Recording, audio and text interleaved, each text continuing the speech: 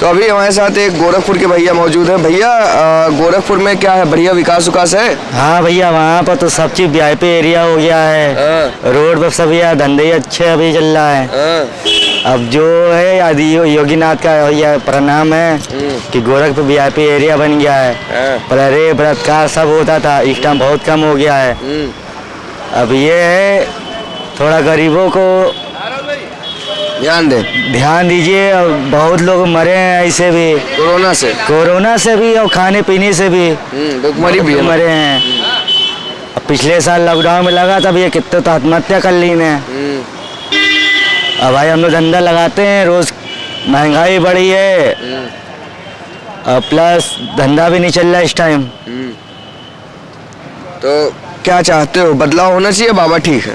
अब बाबा तो ठीक ही है भैया, जिसकी सरकार आए भैया सब ऐसे ही चाहे पढ़े लो, खाए पिए मस्त रहे, यही मेरा कहना है। मतलब गरीबों पे थोड़ा ध्यान दिया जाए। हाँ भैया, जितनी बेरोजगारी है उसको कम किया जाए।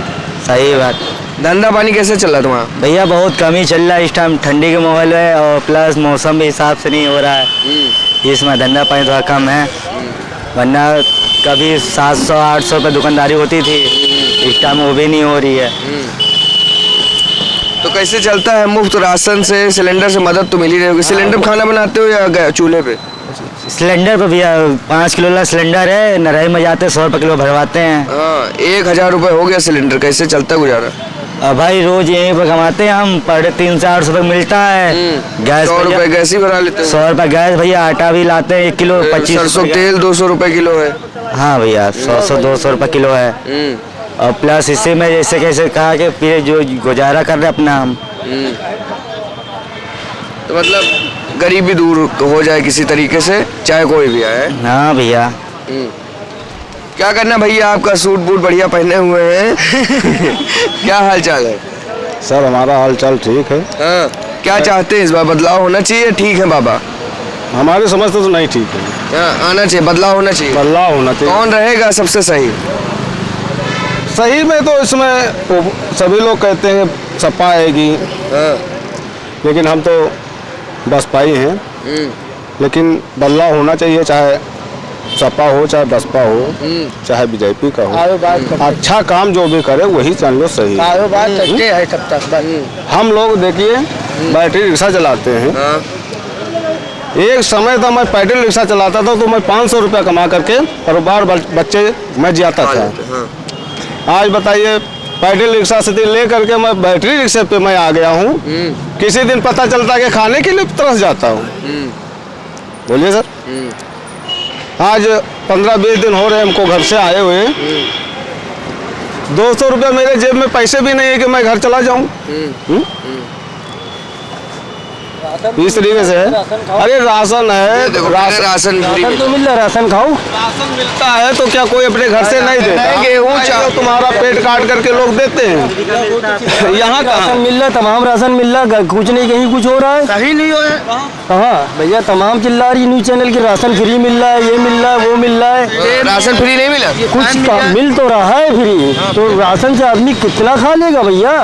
और भी तो जरूरत की चीजें, दूध है, तेल है, दाल है, वो सब कहाँ से मिलेगी भैया? वो सब कह रहे हैं गैस सिलेंडर भी दे दिया। गैस सिलेंडर भैया 1000 रुपए का सिलेंडर है, कौन भरवा पाएगा आज की डेट में भैया? इतना महंगाई है, कौन भरवाएगा भैया? गाड़ी चला रहे हैं आप, कह रहे हैं पेट्रोल डीजल भी सस्ता कर दिया 2-3 रुपए। जैसे मान लो कि आलमबाग हमको जाना है तो उसको काम को काट दिया, पेट्रोल के चक्कर में पेट्रोल है ही नहीं गाड़ी में।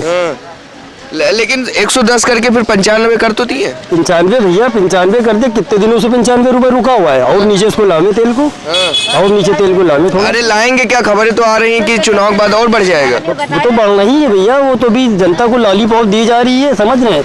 1000 रुपए की लॉलीपॉप दी जा रही है, उसकी लॉलीपॉप दी जा रही है, बस। उसके बाद तो फिर टाटा फिर बाबा जी का टुल्लू मिलेगा लोगों को। जी ये बात के कही तो ये कह रहे हैं 300 यूनिट बत्ती की तरफ जाएंगे बोले भाई। अच्छा, 300 यूनिट, जी हाँ बिल्कुल, इधर 300 यूनिट बत्ती फ्री मिलेगी, उधर जाएंगे हम। उधर जाएंगे जी। तो क्या लगता है कि इस बार अखिलेश सरकार बना लेंगे? बिल्कुल बनेगी, 200% बनेगी। चलिए, बहुत बहुत धन्यवाद भैया। ये तो साफ कहे गए कि इस बार बत्ती के पीछे जा रहे हैं। आप किसके पीछे जा रहे हैं? सर वो तो मैं बसपा ही हूँ। मैं कभी अपनी थाली छोड़ करके मैं नहीं जाता हूँ। थाली अपनी जो बहुत लोग होते हैं वो ऐसे होते हैं हाँ। जो दारू पे मुर्गा पे बिक करके एक दूसरे को वोट दे देते हैं। लेकिन हम आज तो लोग तक इतने बड़े हो गए, कम से कम 40-40 साल उम्र हो रही है, लेकिन हमने कभी किसी को ऐसा नहीं किया। हम खाते हैं तो अपने कमाई से खाते। किस गांव से हैं? हमारा जिला बहराइच है, क्षेत्र कैसरगंज, ग्राम गोढ़ैया नंबर 1। क्या लगता है वहाँ पे क्या माहौल चल रहा है इस वक्त? माहौल ये है, ये 1 साल से हमारे वहाँ सड़क की खुदाई हो गई, आज तो लोग तक कभी कंप्लेन नहीं हुई है। उस पर रोड़े पड़े हुए हैं और जो मोटरसाइकिल वाले वो भी पंचर हैं, जो पैदल वाले हैं तो वो भी पंचर है ही हैं। हमारे वहाँ के मंत्री ये मुकुट बिहारी हैं और उनका कौशलेंद्र सिंह उनके पीए हैं, मंत्री पीए हैं, हमारे क्षेत्रीय हमारे गाँव ही के हैं। तब भी सुनवाई नहीं? कोई सुनवाई नहीं। और सब अपनापन बनाते हैं, गरीबों को कौन सुनता है? गरीबों को खाली बेवकूफ़ बनाया जाता है कि हमसे ये लेना वो लेना। जैसे वो क्या कहते हैं, चिम्मच, हम लोगों को चिम्मच समझते हैं। जैसे चावल में डाला और मुंह से खा लिया, फिर चिम्मच को उठा कर फेंक दिया, तो वही हिसाब हम लोगों का है। लोग हमको सबको इस्तेमाल कर लिए, फिर उसके बाद में उठा के चिम्मच के चितके तरीके से बहा दिया।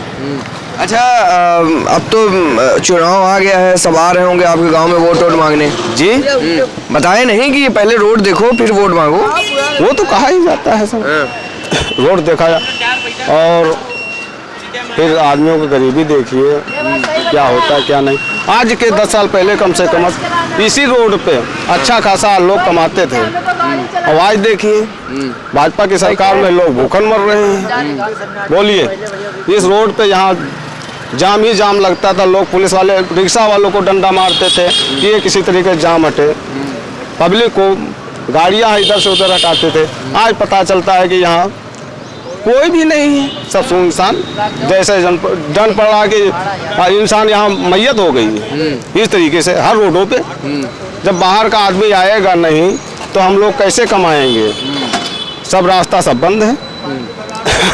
क्या किया जाए? तो कोई भी सरकार बने, गरीबों की सुनवाई हो। गरीबों की सुनवाई हो, चाहे भाजपा हो, चाहे बसपा हो, चाहे सपा हो, लेकिन आनी चाहिए अच्छी सरकार, दर बदलू नहीं होनी चाहिए। अच्छा, जो ये हिंदू मुस्लिम की राजनीति चल रही है, क्या मानते हैं? सर, हिंदू, मैं ये नहीं जानता हूँ कि मैं हिंदू हूँ, मैं जात का चमार हूँ, लेकिन मैं अपने आप को भी हिंदू नहीं कहता। नहीं, ना मेरे पास लोटिया है ना है थरिया। मेरे घर में जैसे आप ठाकुर हो गए, ब्राह्मण हो गए, गुप्ता जी हो गए, क्या आप हमारे थाली में खा लेंगे? गांव पे नहीं खाएंगे ना। कहीं नेताजी खा रहे हैं, जब वोट चाहिए होता है तो आके खा लेते हैं। अरे तो चोरी से जा करके खा लेंगे ना, भैंसा भी जा करके खा सकते हैं ना।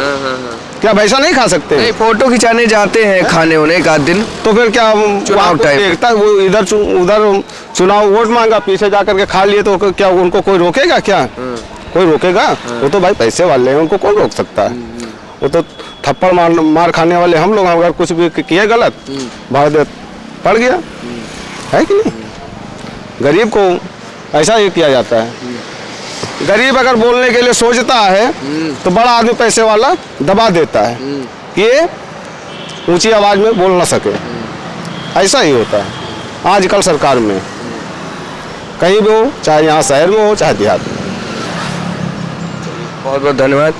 तो देखा आपने कि किस तरीके से यहाँ पर गरीबों का दर्द काफ़ी ज़्यादा झलक रहा है और वो बदलाव करना चाहते हैं, बदलाव देखना चाहते हैं। लोगों के ये भी गंभीर आरोप थे कि इस भाजपा की सरकार में लोग भुखमरी से भी मर रहे हैं, कोरोना से जो मौतें हुई वो तो हुई ही, और गरीबों का साफ ये कहना है, रिक्शा चालकों का कहना है, आम जनता का कहना है कि कहीं भी कोई भी सुने, लेकिन सरकारों को सबसे पहले गरीबों की आवाज़ ज़रूर सुननी चाहिए। कैमरा पर्सन अनुज के साथ उत्कर्ष सिंह, लखनऊ।